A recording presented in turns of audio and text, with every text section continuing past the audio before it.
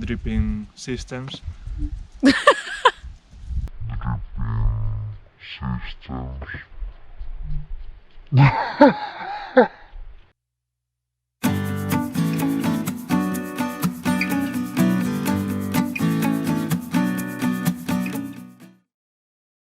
Hi everyone! For the next project of the Able to Sustain World Tour, we are in the northwest of Spain, in the region of Galicia.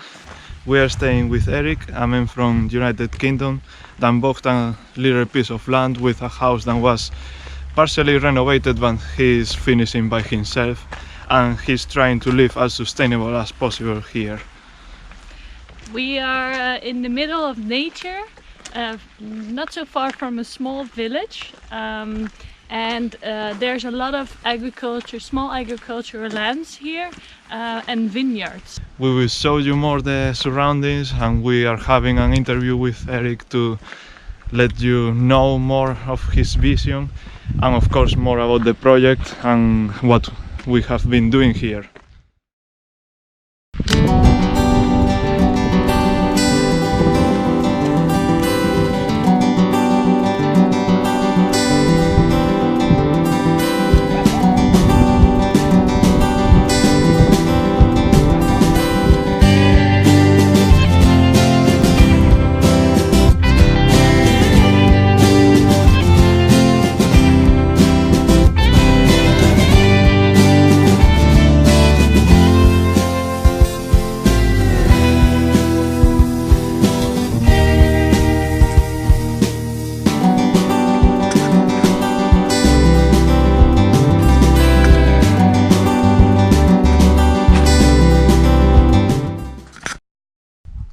In the background you can see the house from Eric. Is a typical stone house from this region.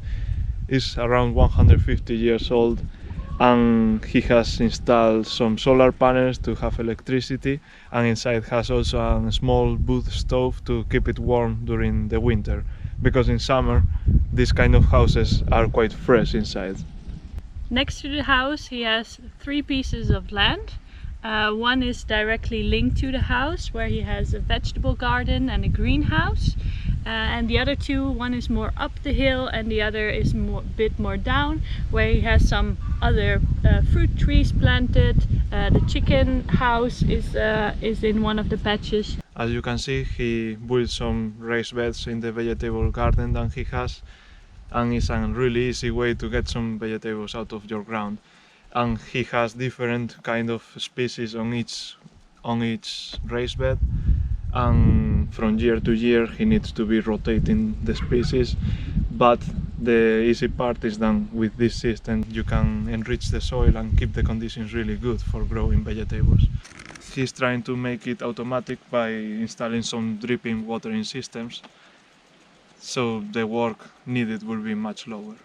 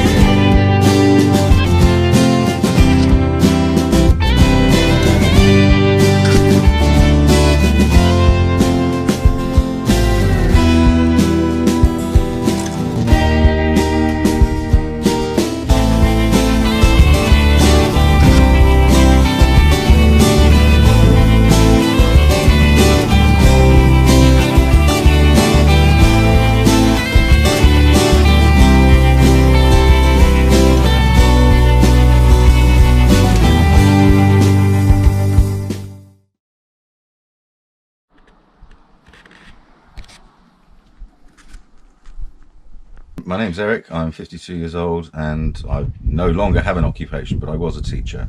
I'm originally from the UK, I lived most of my life there, and I'm now living in northern Spain, in Galicia.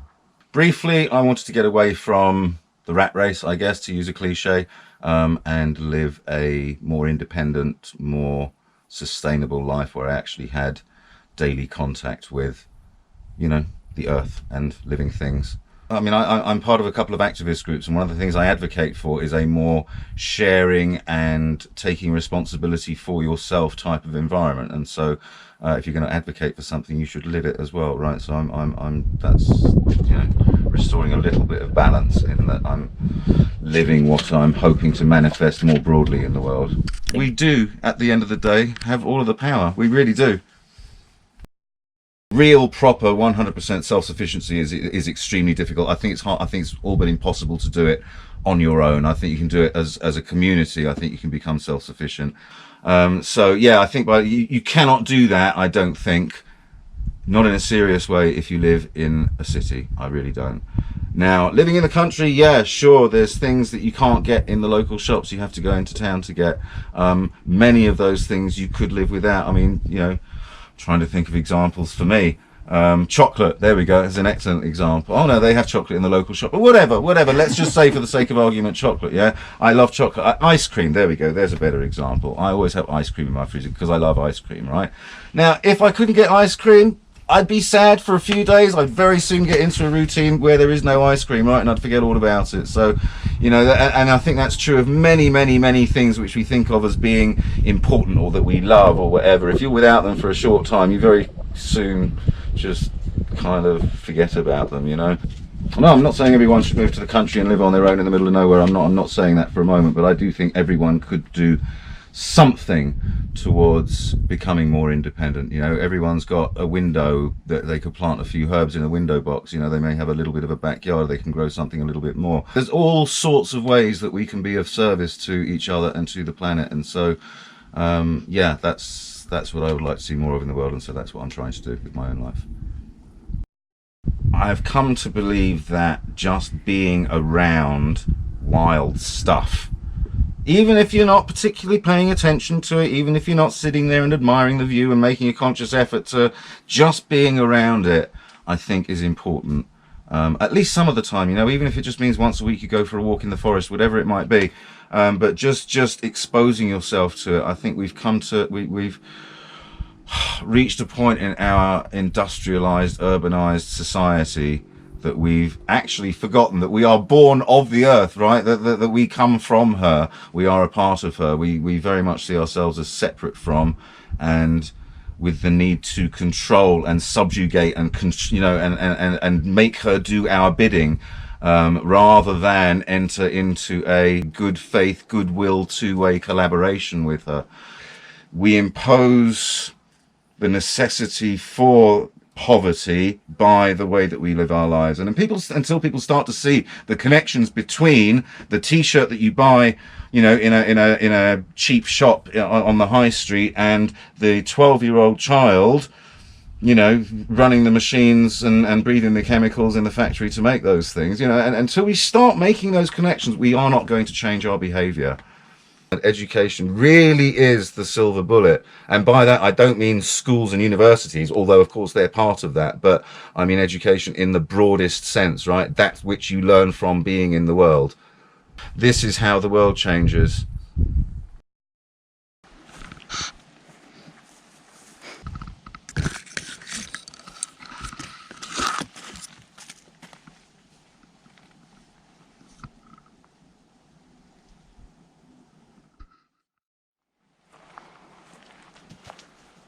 One of the ways that he's trying to be more sustainable is using all the organic waste that he produces into making compost.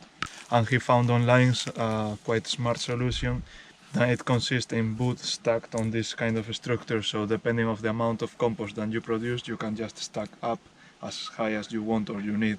And when you need to use that compost, you just take out the structures. They get stacked on each other, and you can move it to different places of your land depending on your needs. Anyone who wants to grow some plants of their own, of course needs a place to grow the seedlings big enough to be planted outside. So that's why here we also find another greenhouse, which is a bit smaller than the one we found in Portugal, but very efficient. This structure over here was built by Eric. And as you can see, it is sort of a protection against birds. Inside there are some plants which grow berries and other things tasty for birds. So this netting helps prevent the birds from eating it all, so he can enjoy them for himself. All this area was overgrown with plants. After cleaning this up, we got a lot of organic material, but that is still not good enough to be compost or to feed the soil, but you can use it as a mulch, and that's one of the things that we were doing. We were putting some new mulch, just all the rest from the plants that were growing wildly here, and it helps keeping the humidity in the roots of the tree. It even can protect it from frost in the winter.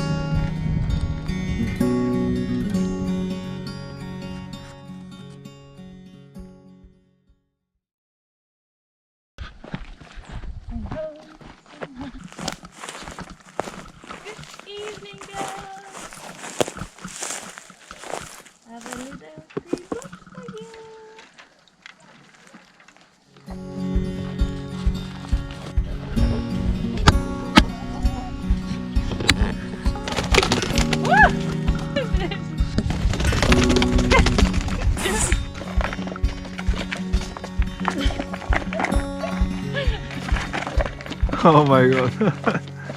Keep calm!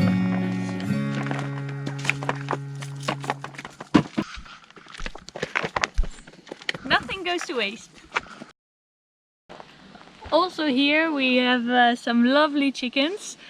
These ones are laying chickens, so that means that they are only used for laying eggs.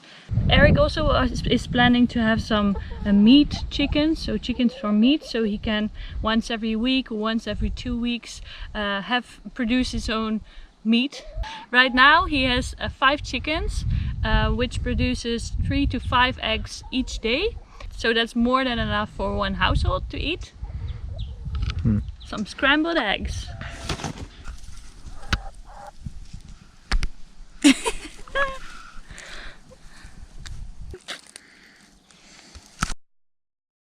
One of the things that we have been learning while traveling is to be more conscious with our water consumption. So one of the things that we have been doing here is catching the leftover water from the shower to fill up the tank to water the plants outside in the vegetable garden.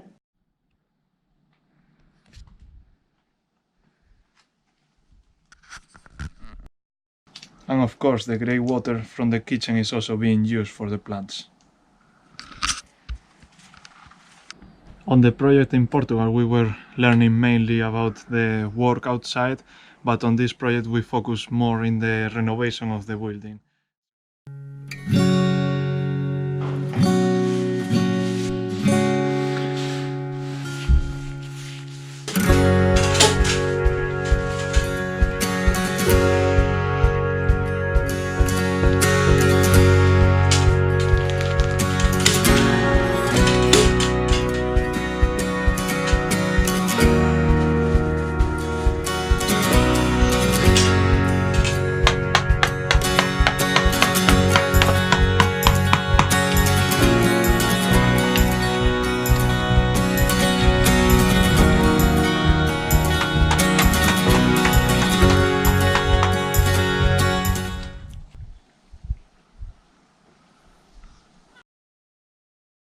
And one of the things I absolutely love here, as a good example what you can do at home as well, is start growing some herbs and some peppers, for example, next to your kitchen so you can use it while you're cooking.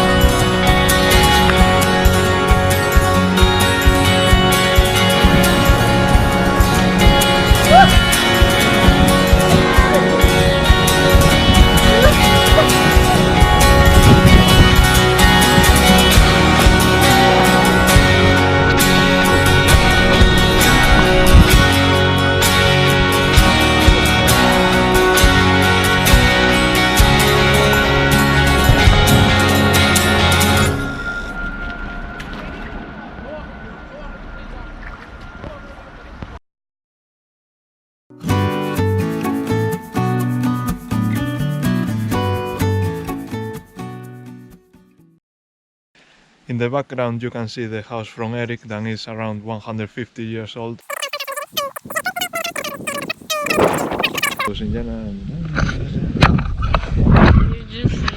You can see in the background the because in summer already There was a fly.